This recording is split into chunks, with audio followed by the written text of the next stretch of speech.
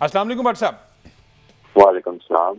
भट्ट साहब, बिलाखिर ये एक सक्सेसफुल टूर्नामेंट रहा, कह सकते हैं। हमने काफ़ी हद तक देखा कि बहुत कुछ पीसीबी ने हासिल किया। आप वहाँ पर मौजूद थे, सारी मनाजिर आपने देखे, आप विनिंग शॉट शादाब लगा रहे थे, कमेंट्री आपकी चल रही थी और वो जो जज्बात थे आपके वो भी हमने सुने।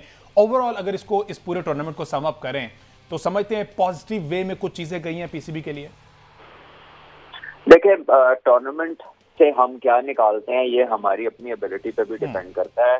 क्रिकेट अगर होगी और अच्छी क्रिकेट होगी या आपके जो भी टॉप अवेलेबल प्लेयर्स खेलेंगे तो आपके सामने चीजें आएंगी और वो पॉजिटिव्स भी आएंगे और उसके साथ वो चीजें भी आएंगी जो एरियाज ऑफ इम्प्रूवमेंट है। तो इसमें आपको glimpses of could be possible international talent glimpses उसके नजर आए हैं। लेकिन अगर आप ये कहें कि कोई बंदा तैयार है, इसको खिला दो, इसको भी कर दो, या कुछ सईद अनवर मिल गया, वकार वसीम मिल गए, वो वाली कहानी हमें बंद करनी होगी। I think we have to start trusting the process, और प्रोसेस के लिए हमें काफी मटेरियल इसमें नजर आया। और उसके अलावा हमें ये भी नजर आया कि हम किन चीजों पे मार खा रहे हैं और हमारी कौन सी बातें, पॉलिसियां और कौन सी हमारी ऐसी कह लें कि जिन चीजों को हमने चढ़ाया हुआ था दिमाग पे, वो उन्होंने हमें कितना नुकसान पहुंचाया कि हमें अब 50 ओवर खेलने भूल गए हैं। हमें ये नहीं आइडिया हो रहा कि बैटिंग किस तरह करनी है, जब टारगेट सेटिंग करनी है हमें ये नहीं समझ आ रहा कि चेज में किस तरह जाना है।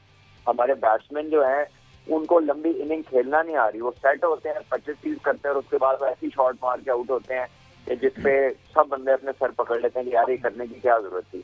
सो अच्छी बातें ही इससे निकलती हैं। एक तो आपके सामने मटेरियल आ जाता है, आपकी करंट स्टैंडिंग आ जाती है, उसके बाद आपके सामने क्रिस्टल क्लियर है कि अब आपने किस तरह आपने अपना काम ठीक करना है। अब सिर्फ बात जो रह जाती है कि हम इम्प्लीमेंट क्या करते हैं, हम उसके लिए मेजर्स क्या लेते हैं, अब वो है। अब सबके सामने सारी हकीकत आश्कार हो चुकी है। अब अगर काम नहीं करते हम तो फिर हमें इसका मतलब ये लेना चाहिए कि हम चाहते ही हैं।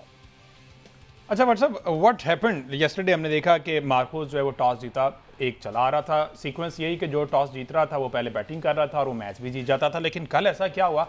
विकेट डिफिकल्ट था समझते हैं क्योंकि 122 पे सारे के सारे प्लेयर ही आउट हो गए। ऑन दी अदर हैंड उन्होंने 18 ओवरों में पूरा कर लिया, तो वो तो चले ठीक है ना, प्रेशर रिलीज हो गया, सेकंड इनिंग्स में कोई बहुत बड़ा टारगेट नहीं था। लेकिन मार्कोस के साथ क्या हुआ? क्या वीक पॉइंट आपको नजर आया? देखिए, मार्कोस की सारी फॉर्मेशन ही समझ में नहीं आती आपको। कल 5 तो ओपनर खेल रहे थे उस टीम के अंदर और सारे ही तकरीबन ऐसे थे कि जो पावर प्ले के प्लेयर टाइप हैं, जो पूरी लंबी इनिंग खेलने वाला एक हसीबुल्ला था बीच में, डिड नॉट किक ऑन। बाकी अगर आप देखें, बिस्मिल्लाह खान भी ओपनर, बंगलजई का आप रिकॉर्ड देख लें, बंगलजई तो खैर पैंथर से कह रहे थे, इनके साथ थे फखर जमान, उसके पहले एक इनके अंदर मुस्तनद बैट्समैन थे टॉप 5 में, वो थे कामरान गुलाम। वो आए, उनको हसनैन ने आउट किया, वो LBW हुए। लेकिन उसके अलावा आप देखें, इनकी शॉट्स देखें कि क्या खेली है, किस मौके पे किस तरह की क्रिकेट खेली है। तो ये तो एक थ्रू आउट द टूर्नामेंट एक कॉमन पॉइंट ऑफ कंसर्न है कि इनिंग्स को किस मौके पे किस तरह लेके चलना है, वो चीज मिसिंग है। गेम अवेयरनेस मिसिंग है, realising the situation and responding to the requirement, जो चीज है ना, वहां पर हम लोग लैक कर रहे हैं। अब यह है कि इसको सही करने के लिए आपको छोटी एजेस में और आपको एम्फसाइज करना पड़ेगा फर्स्ट क्लास क्रिकेट में, 3-डे क्रिकेट में, and that will become the remedy of eventually these things that are to follow. अब 50 ओवर बैटिंग क्यों करनी मुश्किल हो गई है? इसका मतलब है कि आपने 50 ओवर की क्रिकेट खेली कम है, फर्स्ट क्लास तो उससे भी कम खेली है। और जो आपके टीनेज बॉयज हैं उनने भी आपने प्रमोट नहीं की, T20 प्रमोट कर दिया। जब आपकी इमर्जिंग कैटेगरी PSL में होंगी 19 साल के बच्चों वाली, तो वो तो उधर निकल जाएंगे। कौन मेहनत करेगा फर्स्ट क्लास में? कौन जाएगा अपने स्किल सेट को कंप्लीट करने? कौन जाएगा उस ग्राइंड के अंदर जिसके अंदर मुश्किल हालात होते हैं, मुश्किल ग्राउंडें होती हैं, डिफरेंट पिचेस होती हैं, और आपको कोई एंड ऑफ द डे कोई बहुत बड़ा रिवॉर्ड नहीं नजर आ रहा था, एक्सेप्ट ये कि आपने उस पैसेज में अपने आप को साबित करके पाकिस्तान के लिए अपनी एलिजिबिलिटी शो करनी होती है। तो जब आप उस पैसेज को ही सारा कट करके एक सोचे एक छोटा सा अंडरपास बना देंगे कि इधर हो गया, इधर निकल जाओ तो पहुंच जाओगे, तो कोई क्यों यूटिलाइज करेगा उस टफ पाथ को जिसके बगैर आप प्लेयर नहीं बन सकते?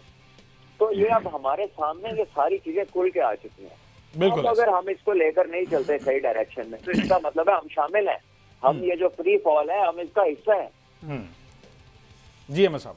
अच्छा हमजा, आपने ये जो बात की है कि एक पैटर्न बना हुआ था कि जो टीम टॉस जीत रही थी वो पहले बैटिंग कर रही थी। आपको याद होगा अब 6 महीने कबल हमने PSL में जब शोज कर रहे थे तो उसमें भी हमने ये बात की थी कि डेटा के ऊपर ओवर रिलायंस की वजह से होता ये है कि लोग पैटर्न्स के आदी हो जाते हैं, बजाय इसके कि जाएं कंडीशंस को देखें, पिच को देखें, अपनी स्ट्रेंथ को देखें। अपनी जब उनकी टीम डिस्टर्ब हुई है, उसके जो मेन प्लेयर हैं वो निकले हुए हैं, उनकी जगह रिप्लेसमेंट्स आई हैं, तो बजाय इसके कि आप उसी एक रिवायत को बरकरार रखेंगे जहाँ टॉस जीतें और कहीं नहीं पहले बैटिंग करनी है, तो इसको असेस करना होता है सिचुएशन। जिस तरह भट्ट साहब ने गेम अवेयरनेस की बात की है बुनियादी तौर पर, तो ये वो फैक्टर है जहाँ पर हम लैग कर रहे हैं। और हम पहले भी इसके ऊपर बात करते चले आ रहे हैं कि डेटा के ऊपर बहुत ज़्यादा रिलायंस की वजह से पैटर्न्स को फॉलो करने की आदत पड़ गई है, जिसकी वजह से फैसला साजी की कुव्वत जो है वो मुतासिर हो रही है हमारे प्लेयर्स के अंदर। अच्छा अहमद, आपने गेम अवेयरनेस की बात की, यही वो अहमद सईद हैं जो टूर्नामेंट के स्टार्ट में जो पहला मैच जब पैंथर्स हारे थे तो कहते थे कि शादाब को कप्तानी नहीं आती, ही डोंट इवन नो कि फील्ड प्लेसमेंट क्या होनी चाहिए, ना वो अपने ओवर पूरे करते हैं, बैटिंग में भी उस तरह से नहीं है। और आज देख लें अहमद सईद साहब, वो उन्होंने टूर्नामेंट भी 50 ओवर का जितवा दिया, इससे पहले हमने T20 देखा वो भी जितवा दिया है और इन फॉर्म लग रहे हैं, फिट लग रहे हैं। क्या कहेंगे वैसे आप? देखें, सबसे पहले तो मैं यकीन मुबारकबाद पेश करूंगा पैंथर्स की टीम को, उनके कप्तान शादाब खान को। और कोई टीम अगर टूर्नामेंट जीत रही है तो यकीनन उनको मुबारकबाद देना उसको ये डिज़र्व करते हैं। शादाब खान के जिस फैक्टर के ऊपर हम बात करते चले आ रहे हैं वो फैक्टर ये था कि शादाब खान जो है वो बॉलिंग में उस तरह से परफॉर्म नहीं कर पा रहे। हमें शादाब खान की ज़रूरत एज अ बॉलर है जो मिडल में आकर 10 ओवर करवाए। अनफॉर्चुनेटली इस टूर्नामेंट के अंदर भी हमने देखा है कि शादाब खान ने किसी मैच के अंदर भी 10 ओवर पूरे नहीं किए। एक मैच में उन्होंने 9 ओवर करवाए, इसमें उन्होंने 60 रन कंसीड किए। लेकिन बावजूद इसके कि शादाब खान की अपनी फॉर्म वो चूंकि ऊपर नीचे हो रही है, लेकिन इस टूर्नामेंट में अगर मैं उन क्रेडिट ना दूं उनकी कैप्टनसी को तो यह ज्यादती होगी। कप्तानी बहुत शानदार रही, लेकिन शादाब खान के लिए बहरहाल ये एक कंसर्निंग फैक्टर है, हमारे लिए भी एक कंसर्निंग फैक्टर है, क्योंकि वो पाकिस्तानी टीम के नायब कप्तान भी रह चुके हैं, पाकिस्तानी टीम का एक अहम जो है वो हिस्सा भी हैं टीम का। तो हमें शादाब खान के दरमियान में 10 ओवर्स चाहिए। मैं ये समझता हूँ कि मैं इस जीत से बड़ी बात ये समझता हूँ, मैं इसको जीत समझता हूँ कि शादाब खान ने कल मैच के बाद गुफ्तगू की और उन्होंने कहा कि मैं लंबे स्पेल चूंकि किए हैं जिसकी वजह से मुझे कॉन्फिडेंस आया है। मैं इस बात को जीत समझता हूँ कि शादाब खान ने ये कहा है कि मैं इसके बाद जाकर रेड बॉल क्रिकेट खेलूंगा। मैं इस बात को जीत समझता हूँ कि जो टूर्नामेंट की यंगेस्ट टीम थी, अगर हम एवरेज एज निकालें तो टूर्नामेंट की जो यंगेस्ट टीम थी उसने टूर्नामेंट को विन किया है। तो Shadab Khan as a captain बहुत शानदार खेले, लेकिन एज ए प्लेयर बहुत ज्यादा अभी भी गैप मौजूद है शादाब खान को improvement. But sir, what's your take on Shadab performance और कैप्टनसी? देखिए, I pretty much agree to what Ahmed said. और जो शादाब ने भी देखिए उसने वही बातें की है ना कि मैं लंबी बॉलिंग करके मुझे कॉन्फिडेंस फील हो रहा है, मैं बेहतर फील कर रहा हूँ और अब मैं रेड बॉल खेलूंगा। तो हमारी क्या बात हो रही थी कितने अरसे से कि ये जब तक फर्स्ट क्लास के मैचेस में जाके लंबे लंबे स्पेल नहीं करेंगे, स्किल सेट में वो वाली महारत, वो वाली फिनिश नहीं आएगी। अब eventually after applying whatever he had in his mind और whoever was advising him, he is come back to the point कि जी मुझे वही कहना पड़ेगा, उसी से मैंने बेहतर होना है। तो just the sooner you realise the better it is. अब वो करेंगे तो देखते हैं कि कैसा होता है।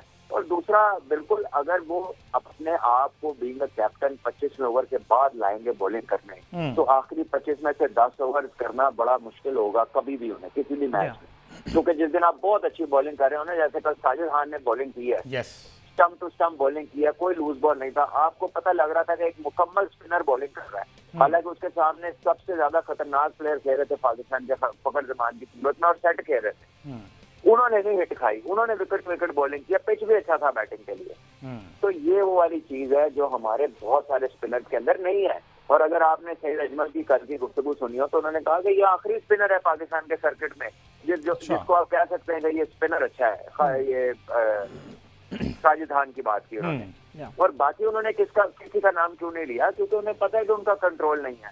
वो कॉन्फिडेंस के साथ एक ओवर नहीं करते, 2 शॉटें लगती हैं तो लड़के घबराते हैं और तेज बॉलिंग शुरू कर देते हैं। देखो 50 ओवर की गेम एक डिफरेंट एंटिटी है, उसके अंदर आपका टेम्पो ऊपर जाता है, नीचे आता है। कई दफा आपको खुद ब खुद अपने टेम्पटेशंस को कंट्रोल करना पड़ता है। शादाब ने जहाँ कप्तानी अच्छी की है, चेंजेस अच्छे किए हैं, वहां पर वो लकी भी रहे हैं कि उनके जो प्लेयर थे हसनैन, उन्होंने पहले मैच से ऐसा रिस्पॉन्ड किया। हालांकि वो पहला मैच हारे थे, लेकिन उसमें भी उन्होंने बॉलिंग अच्छी की थी। तो वो एक आउटराइट विकेट टेकर रहे हैं, 17 आउट उन्होंने कर दिए। आप फ्रंट आए तो विकेट ली, बीच में आए तो विकेट ली, आखिर में आए तो विकेट ली, रन भी कम कंसीड किए। साजिद अपना पहला मैच खेले तो उन्होंने मैन ऑफ द मैच की परफॉर्मेंस दी। उस्मान खान ने जिस तरह की बैटिंग की है, जिस स्ट्राइक रेट से बैटिंग की है, उस्मान खान के तो करियर में लिस्ट है कि 1-2 मैच है इस टूर्नामेंट से पहले। तो ये कह देना कि they were picked on the basis of some history और समबडी हैज सीन देम, तो ऐसी तो कोई चीज ही नहीं है। हसनैन के 7 सालों में 23 मैच से लिस्ट है कि ये वाले 4 खेल के वो स्ट्राइक पे पहुंचे हैं। तो आप ये देखिए कि the element of keeping players in good shape in a good environment goes to their sports staff and to Shadab himself as the captain. But talking about him as a player, I think he has to go through the grind. उसको वो bowling करनी पड़ेगी अगर उसने पाकिस्तान के लिए वो valuable Shadab बनना है जो उसको होना चाहिए। जो उसकी एबिलिटी है, तो फिर उसको उस ग्राइंड से गुजरना पड़ेगा। और सबसे अच्छी बात है कि वो खुद इस बात पे आ गए हैं, उन्होंने इसको कबूल कर लिया कि मैं वैसे ही करूंगा, इससे मेरी बेहतरी होगी। तो इससे अच्छी बात नहीं हो सकती।